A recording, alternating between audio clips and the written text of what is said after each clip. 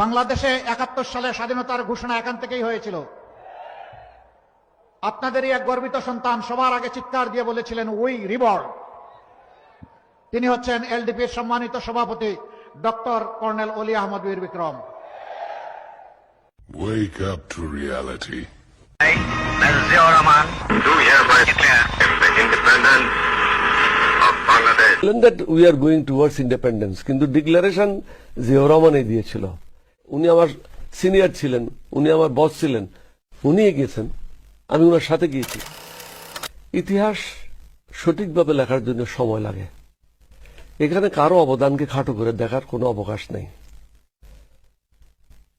আমরা শুধু একজনকে সম্মান করব আরেকজনকে সম্মান করব না, এটা হয় না। আমরা সবাই সবাইকে তিনি যে কাজটা করেছেন তার জন্য তাকে কৃতিত্ব দিতে হবে এবং সম্মান প্রদর্শন করতে হবে।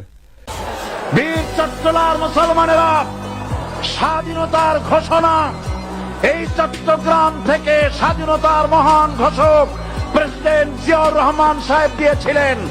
এই চট্টগ্রাম থেকে